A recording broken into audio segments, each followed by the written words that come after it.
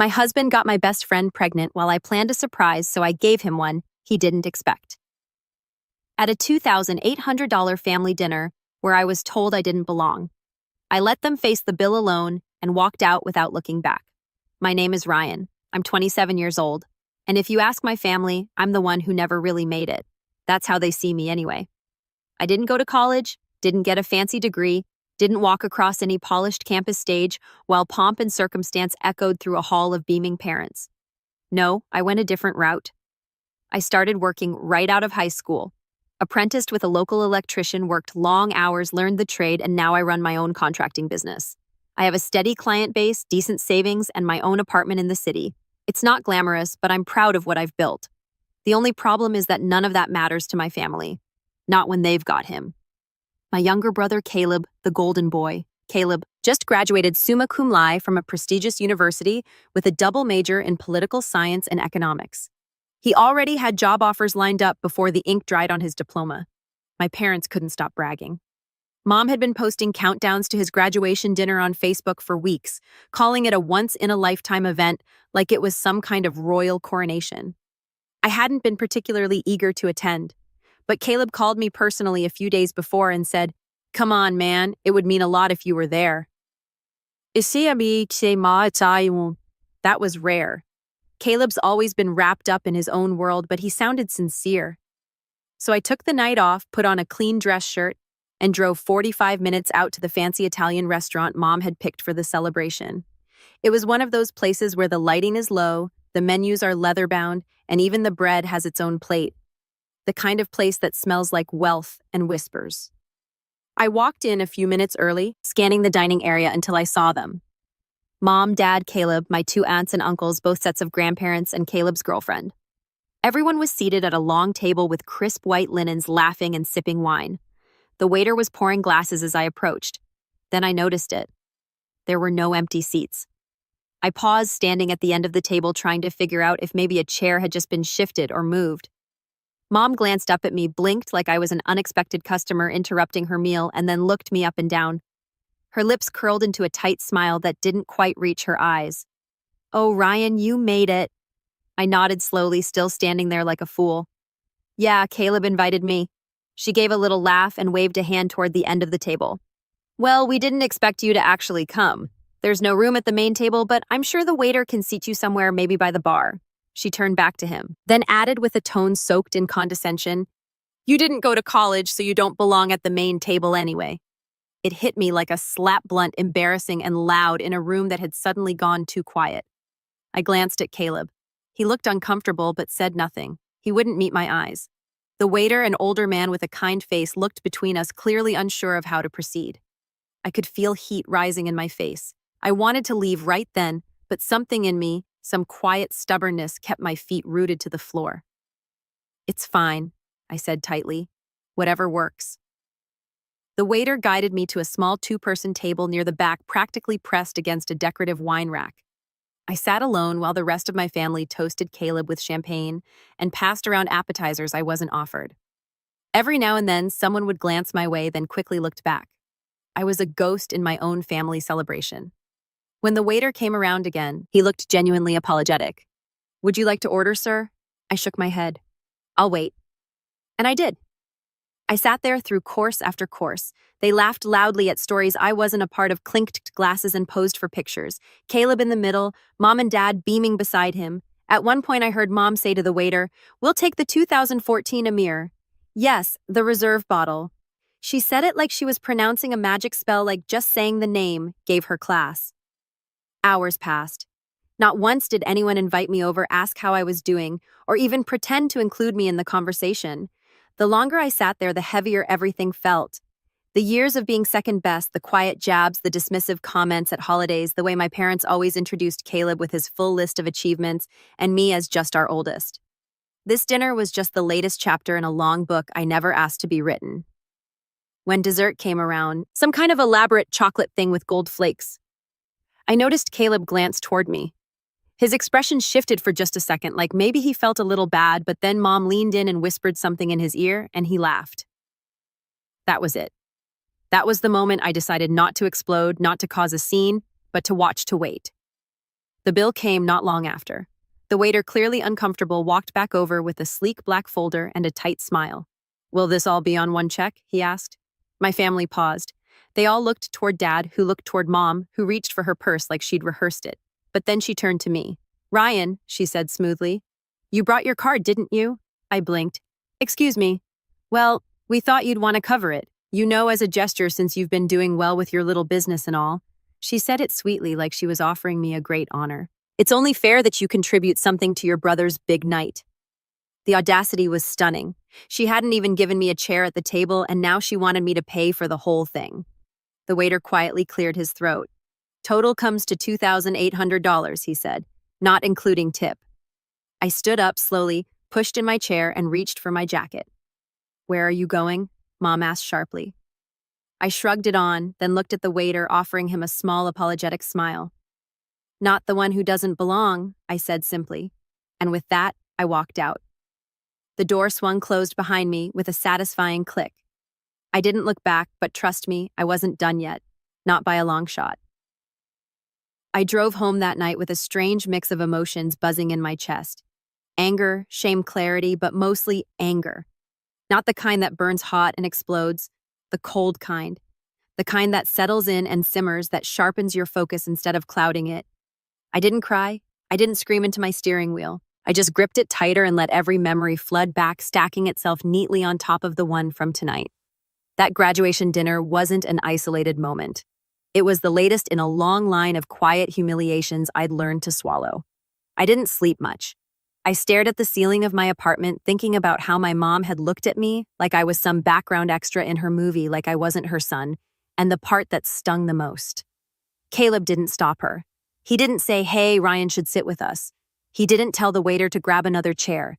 He didn't even text afterward to ask why I left. And maybe I shouldn't have expected him to. Caleb had always been the favorite. Ever since we were kids, it was like he wore a spotlight. Straight A's, piano recital, student council. Meanwhile, I struggled with math-hated crowds and preferred taking things apart in the garage. I wasn't dumb, I just wasn't him. And that meant Mom never really saw me. There's a specific kind of pain in being tolerated by your own parents. A few days passed before I heard anything from them. Not a call, not a text, nothing. It was like I'd never even been there. Then that Friday, I got a message from my dad. "Hey, we need you to come over and help us fix the ceiling fan in the den. It's acting up again. No, how are you?" No mention of the dinner, just another casual request, like I was the family handyman they could call whenever something needed tightening or replacing.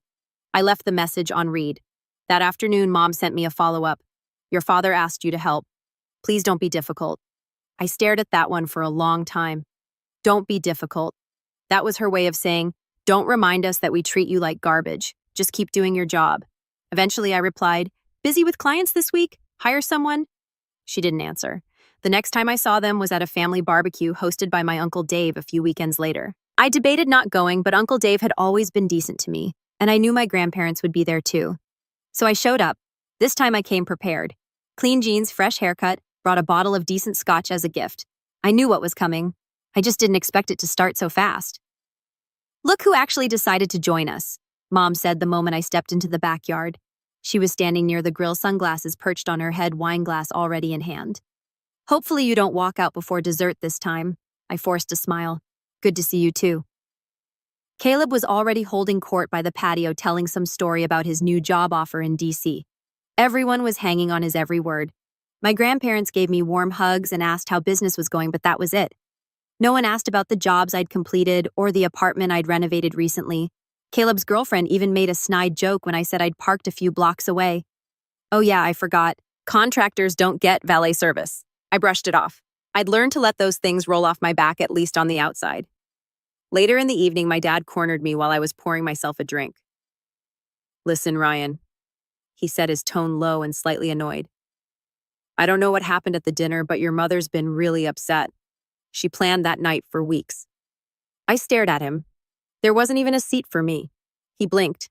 "Well, you weren't exactly the focus of the night. It was Caleb's celebration, and yet you expected me to pay for it."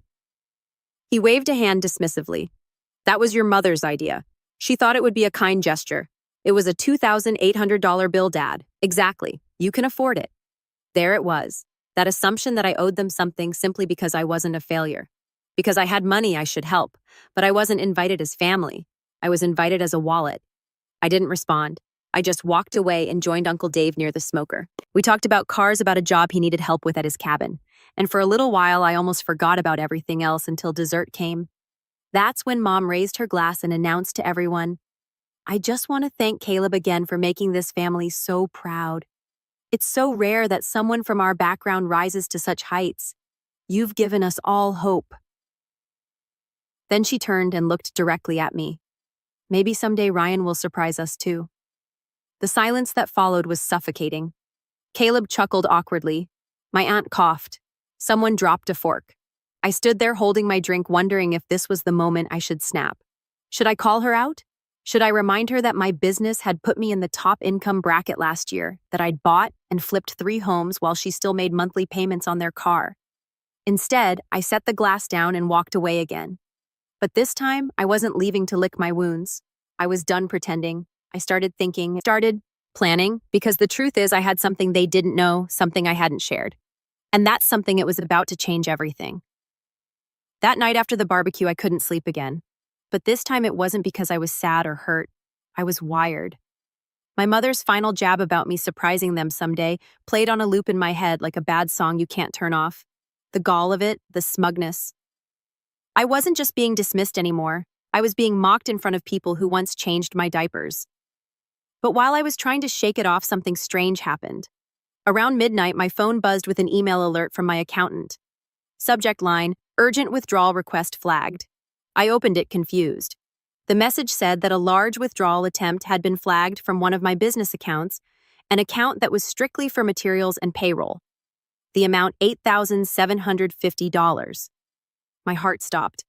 I called the bank's 24-hour fraud line immediately. The woman on the other end was calm and efficient. She confirmed that yes, someone had attempted to initiate a wire transfer using my company credentials. Thankfully, the fraud filter held it up because the IP address was unfamiliar and the beneficiary details didn't match any existing vendors. I logged into my account. There in my access logs was an IP address I didn't recognize. But the recovery email used to verify the transaction attempt. That was mine, or it used to be. Except now my recovery email had a secondary backup I hadn't added. My stomach dropped. I spent the rest of the night unraveling it. It turned out someone had managed to access my business email, the one I used for billing and client contracts, and tried to reroute funds by posing as me. They'd even drafted a fake invoice from a made-up supplier.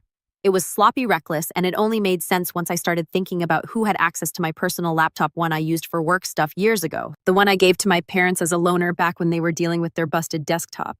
I never got it back. My fingers were ice as I texted Caleb the next morning. "Hey, quick question. Have you been using the old laptop I gave Mom and Dad?" He responded in less than a minute. "Yeah, needed it for something." What? No guilt, no hesitation. I didn't even have to ask. It all clicked. Caleb, the golden boy, the family prodigy, had accessed my personal files, somehow gotten into my business records, and tried to steal from me. And if the fraud filter hadn't caught it, he would have gotten away with it. And no one would have believed me if I accused him. Not after the way my family pedestalized him. I didn't respond right away. I needed to process it. I needed proof. And I got it fast. I had my tech guy, Colin, a buddy I'd worked with on security installs, help me retrieve the access logs, including timestamps, IP matching, and even the attempt to change my backup recovery email. It all pointed back to one thing: a login attempt from my parents' home Wi-Fi network from the laptop I had once generously given them. But that wasn't the worst part. Later that afternoon, I got a call from my mom. "Hey, sweetheart." She started like nothing had happened. "I know things have been tense lately, but Caleb told me you reached out to him. Something about the laptop." I kept my voice even. "Yeah, someone used it to try to access my business account." There was a pause, then she laughed. "Oh, come on. Don't be dramatic. Caleb wouldn't do something like that." "I have logs, Mom." Another pause, this time longer. "Well," her voice dropped like she was trying to pivot the conversation. "You did leave a lot of your old stuff on there. Maybe you should have wiped it first." I blinked. "Are you blaming me for this?" She sighed, and her tone shifted into that clipped, scolding edge she always used when I dared talk back as a teenager. "Look, Ryan, I don't know what you're fishing for, but this is not the kind of thing we air out to the rest of the family. You always have to create drama. Your brother just graduated. He's under a lot of pressure, and now you're accusing him of stealing." "I'm not accusing. I'm telling you what happened. Then maybe you should take it up with your bank, not your brother." She hung up just like that. I stood there, phone still in hand, not even surprised anymore. That call wasn't about truth.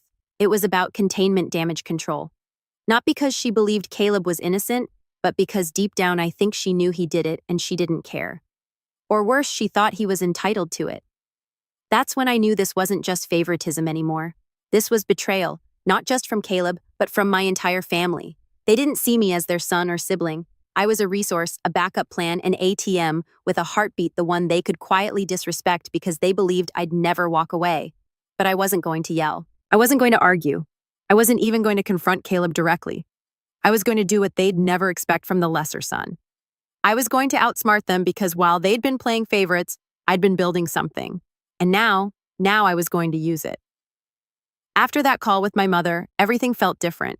There wasn't a sudden explosion, no dramatic falling out, just this awful silence. The kind that creeps in when something important has died and nobody wants to admit it. I wasn't angry anymore, not in the yelling, storming off sense. I was just numb. That cold, hollow numbness that sinks into your bones when you finally understand you're not part of the family you thought you were. I went to work like usual the next day, but I moved on autopilot. I installed light fixtures in a new condo, took measurements for a kitchen remodel, answered emails, but I wasn't really there. Every time my phone buzzed, I'd tense, thinking maybe someone in the family had come to their senses. That Caleb would call and apologize, that my mom would admit she was wrong, that maybe, just maybe, someone would choose me for once. They didn't. Not that day, not that week, not even when I sent a short message to the family group chat. I have evidence that someone used my business email and account to attempt a wire transfer. It was blocked. This is serious. Whoever did it needs to come forward before I take legal steps. No one replied, not even a question. They read it. I saw the read receipts and went on with their lives. I didn't know what hurt more, the betrayal itself, or the fact that it didn't seem to matter to any of them, that they could ignore something so serious, so deliberate, and pretend it hadn't happened. All because it was easier to keep Caleb on his pedestal and me in the shadows. The following weekend, I visited my parents' house. Not to fight, not to confront. I told them I needed to pick up some tools I'd left in the garage years ago. I didn't bother ringing the bell. I had a key.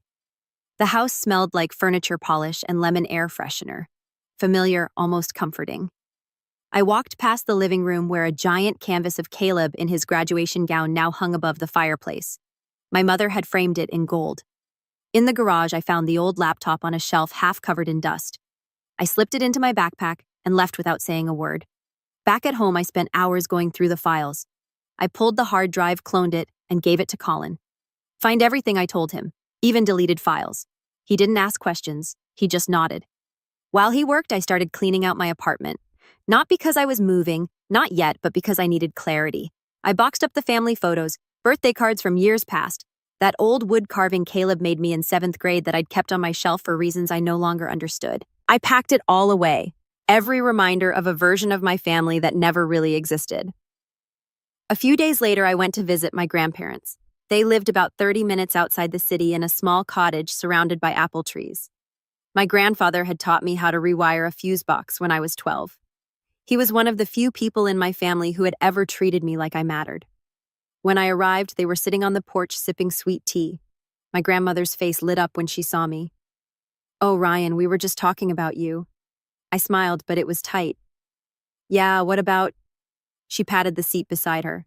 "Your mom's worried, sweetie. She says you've been distant and that you've been saying some things about Caleb." I sat down slowly.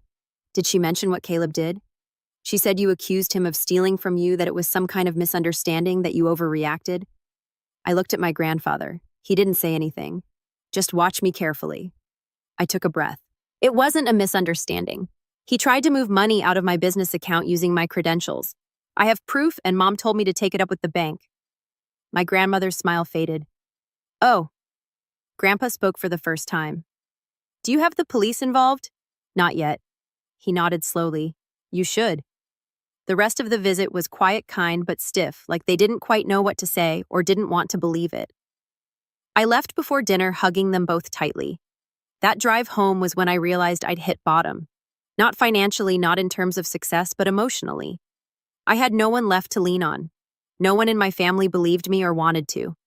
I was the villain in their story now, the one who was ruining Caleb's future with wild accusations. I stayed home the next day.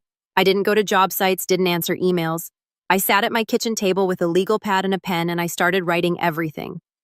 Dates, messages, conversations, transactions. I created a timeline, documented the evidence, laid it out like a case file, not to go nuclear. Not yet, but because I knew I needed to stop pretending things would fix themselves. That evening, Colin texted me. "You're going to want to see this. Meet tomorrow." The message made my pulse spike. Something told me he'd found what I was hoping for, or maybe what I feared.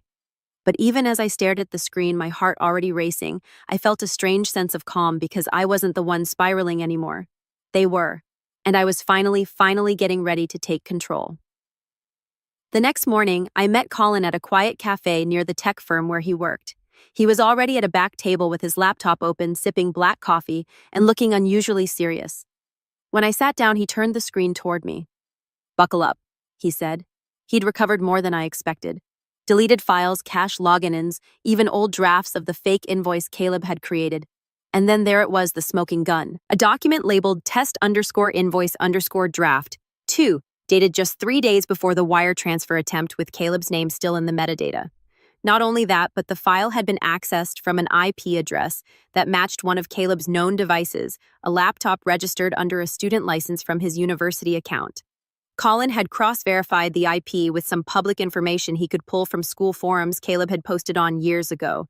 "This isn't just shady," Colin said. "It's criminal." He handed me a USB drive with all the files and logs neatly organized. I sat there for a moment quiet. "You okay?" he asked. I nodded. "Yeah, I think I am." Because finally, I wasn't playing defense. I wasn't sitting in a corner hoping my family would see me, hoping they'd listen, hoping someone would do the right thing. I had the truth, and I had it in a form they couldn't dismiss. Still, I didn't go to the police. Not yet. Instead, I went back to work with purpose. That week, I landed a huge contract for a series of luxury townhouses outside the city. It was the kind of job that came with media coverage and a fat payday. I'd built enough credibility over the years that I didn't have to pitch hard. They knew my name. My work spoke for itself. I upgraded my website, hired 2 full-time assistants, bought new equipment, rented a small office space downtown with a glass door and my logo in sleek lettering.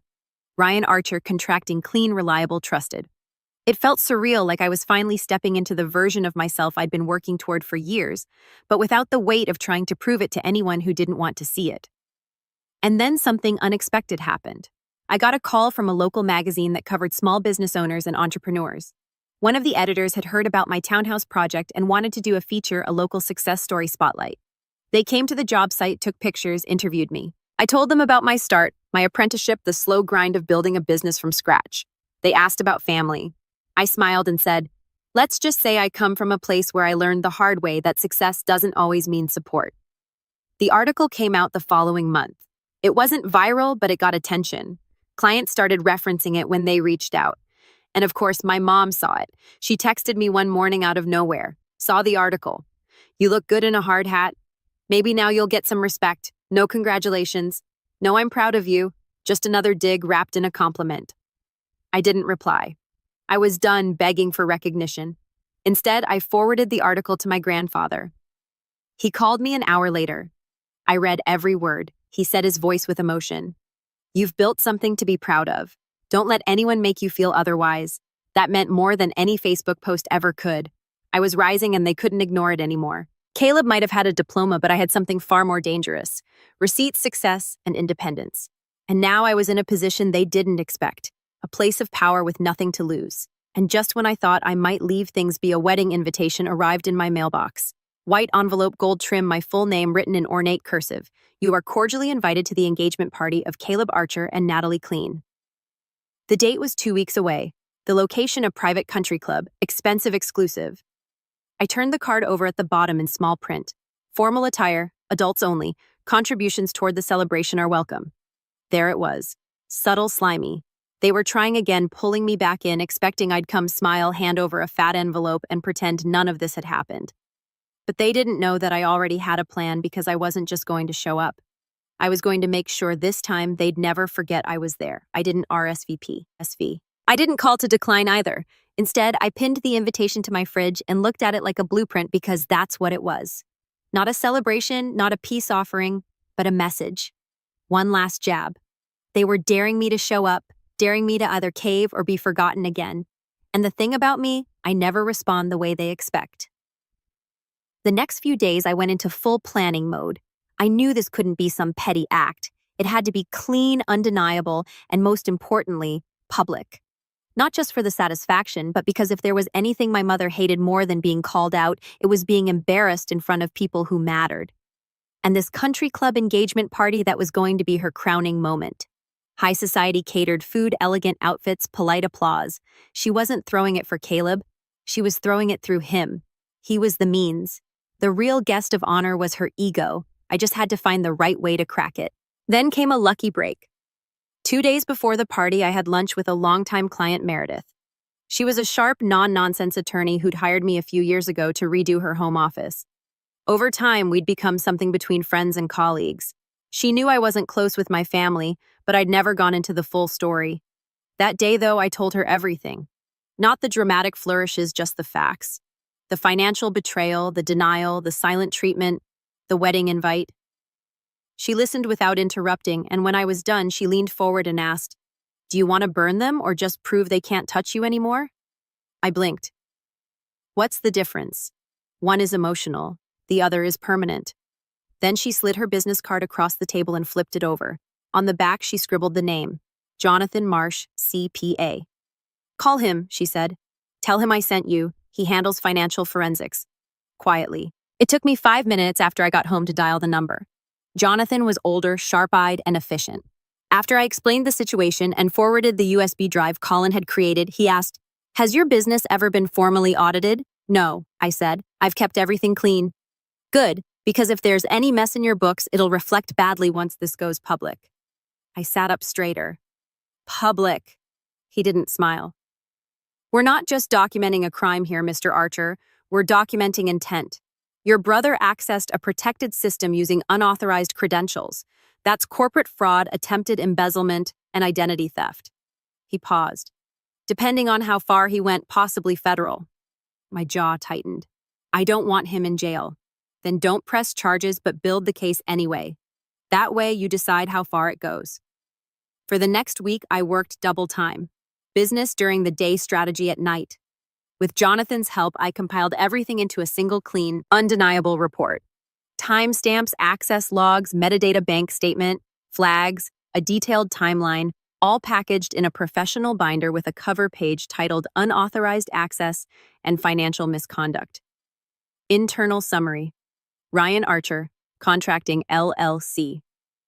The plan wasn't to shout. It was to drop the truth like a weight. Quietly, calmly, where it couldn't be ignored. 2 days before the party, I got another message from my mother. "Still haven't heard if you're coming. We're finalizing the seating chart. Let me know." I didn't reply. Instead, I sent the report. Express mail signature required addressed directly to her home in a sleek white envelope. No note, no threats, just the facts. And then I called the country club. I didn't need to know their menu or decor. I needed something else. The guest list. It wasn't easy. They don't just give that kind of thing out. But I called as a vendor pretending to be confirming details on behalf of Mr. Archer. After a few polite questions, I got what I needed. The event planner's name, the head of catering, and the name of the event photographer. That last one mattered because in my pocket, I had a copy of the magazine article, the one that painted me as a respected local entrepreneur. And in the back of that article was a note. Photography by Kara Bishop. Same photographer, same woman who'd done my article. I called her that afternoon. "Ryan Archer," she said brightly. "That feature of you got more clicks than anything I've done all year. You look like a guy who knew what he was doing." "I tried," I said with a small laugh. "Listen, I hear you're shooting my brother's engagement party this weekend." She paused. "Oh, didn't know he had a brother." "Yeah, happens a lot." Then I explained my situation. Not the dirty parts, just enough to say, "Would you mind if I had a quick chat with you during the event?" "Just 5 minutes. No drama, I promise." She agreed. And that's when the final piece fell into place. The story didn't need me to scream or flip tables. All I had to do was show up, let them pretend I was invisible, and then make sure everyone watched what happened next. The day of the engagement party arrived bright and cloudless. The kind of day my mother would call perfect for photos. I'd never been to this country club before.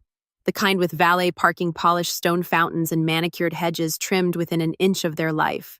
But I didn't show up in a designer tuxedo or anything flashy. I wore exactly what I'd worn in the article's photo shoot. Dark jeans, pressed white shirt, tailored navy jacket, clean, sharp, unpretentious. I wasn't there to impress. I was there to make a point. The valet opened my door like I was royalty. I gave him a nod and stepped inside. And immediately, I saw the illusion. Crystal glasses, clinking strings of fairy lights twinkling in the afternoon sun, guests milling around in pastel dresses and polished shoes. My family's friends, my mother's circle. Caleb's new world, and I was the ghost again. The stranger walking through a painting he didn't belong in. But not this time. I spotted Carrara the photographer near the back patio adjusting her lens. When she saw me, her eyes lit up in recognition and she gave me a quick nod. Then, without a word, she angled her lens and snapped a few photos of me walking through the event. That would come in handy later. I headed straight for the drinks table and poured myself a glass of sparkling water. I knew the moment they saw me.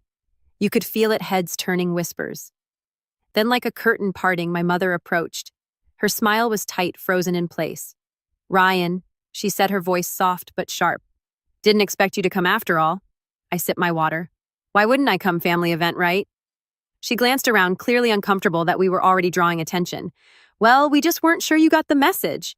We finalized the seating and I don't need a seat," I said calmly. "I won't be staying that long."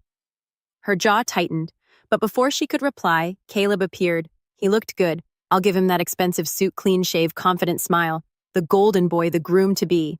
"Hey," he said, almost breezy. "Didn't think you'd make it, man." "Yeah," I replied. "A lot of that going around." He chuckled awkwardly. "Listen, I know things got weird. Mom told me you were upset about the money stuff. It's a misunderstanding. It's over now, right?" I looked him dead in the eye. "You don't have to lie, Caleb. I know what you did." He blinked. "What are you talking about?" I didn't answer. I just pulled the envelope from inside my jacket. Not the full binder, just the summary page with the key evidence, the timestamps, the IP logs, his name in the document, metadata, the damning invoice, and on top a simple cover sheet with the title Attempted Financial Fraud Internal Summary. I handed it to him slowly. He looked down at it, scanned the top page, and his face palled. Mom snatched it from his hand, skimmed it, and immediately turned to me. "What is this supposed to be?" "Some stunt, no," I said quietly. "It's evidence. I've already filed a preliminary report with my legal counsel. If I wanted, I could take this to the police today. You want to talk about stunts? That wire transfer attempt could have sunk my business. Do you even understand what that would have done to me?" People were looking now. Guests paused, glancing toward us from the buffet, the terrace, the open bar. And just as Mom reached for her default response, the smile, the fake laugh that he's just being dramatic, she saw Kara, camera raised, watching filming. Kara had taken a position just a few feet away, not intruding, not interfering, just capturing the moment. And that's when it all started to fall apart. "Put that away," Mom hissed at her. Kara didn't move. "I hired her," I said evenly. "She's working, and I wanted her to document everything. Not just your decorations and Caleb's tie, but the real story. The one no one in this family talks about." Caleb looked like he wanted to disappear. "Ryan, please. Can we talk privately?" "Funny," I said. "Private's how this all started. I think public is better." A hush had settled over the crowd now. Someone even turned down the music. I could feel the tension coil tight like a spring ready to snap. But I didn't yell. I didn't accuse. I just turned toward the guests, their friends, their donors, their social club elite, and raised my voice just enough to carry. "Sorry to interrupt. I won't keep you, but I thought you should all know the bride and groom have asked for financial contributions toward their celebration. And while I was apparently invited for that reason, I'd suggest caution. The last time they accessed my financial records, they didn't ask for permission." Gasps. A few murmured, "What?" from people nearby. I let it hang for a second. Then I turned back to my mother. "You've spent years pretending I don't exist, laughing about my business, using me when it's convenient, tossing me aside when it's not. And now when your favorite son commits a crime, you protect him. You cover it up, but not anymore." She tried to recover. "This is ridiculous. You're making a scene at your brother's engagement." "No," I cut in. "You made the scene. You just didn't expect the camera to be pointed at you." I turned and walked away before she could speak again. Not rushed, not storming off, just done. Kara followed me out, still filming until we passed the valet. When I reached the end of the drive, the valet handed me my keys with a confused smile. Congratulations, he said. I smiled, something like that. As I pulled away, I didn't feel angry. I didn't feel hurt. I felt clean because for the first time in my life, I hadn't just stood up to them. I had made sure they'd never be able to pretend I wasn't there again. And now the fallout was just beginning. The fallout didn't explode overnight. It unraveled slowly, painfully, publicly, and piece by piece. By Monday morning, the engagement party was the only thing anyone in my mother's circle was talking about. Word spread like wildfire. A few short clips from Kara's footage have been quietly passed around their country club's Facebook group, just enough to show my mother's face frozen in that perfect mix of outrage and panic and Caleb visibly choking on his own guilt. Kara never released anything publicly, but I didn't need her to. The mere fact that the footage existed was enough. My mother's reputation as the poised matriarch with the perfect family started to crumble at the edges. Her friends stopped calling. RSVPs to the wedding dropped off without explanation. One of the vendors pulled out a week later, citing concerns over payment. Then came the real blow. Jonathan, the forensic accountant, followed through on his end. He quietly sent a summarized report of the evidence to the board of the nonprofit where my mother volunteered, a very prestigious, very image-conscious organization she lived for. She wasn't charged with anything, of course. She hadn't committed the crime herself. But once the board saw her name tied to financial misconduct, even indirectly, they asked her to step down for the sake of optics. She didn't even get to finish the term she bragged about in every holiday card. As for Caleb, it got worse. His job offer, the big one in DC, was rescinded. I hadn't planned for that part. I hadn't sent the report anywhere near his employer, but someone must have Googled him. Companies vet their hires more than ever now, especially when the word fraud starts floating around in family gossip circles. He was blacklisted before he ever started. No one called to offer him another opportunity. And after a few awkward updates on LinkedIn, he went silent. I heard he tried to pick up some part-time consulting work freelance. Nothing stuck. He sent me an email a month later. Short 2 lines. I messed up. I know. I'm sorry. Please don't destroy what's left. I didn't reply. I didn't need to. He had already done that himself. And my parents?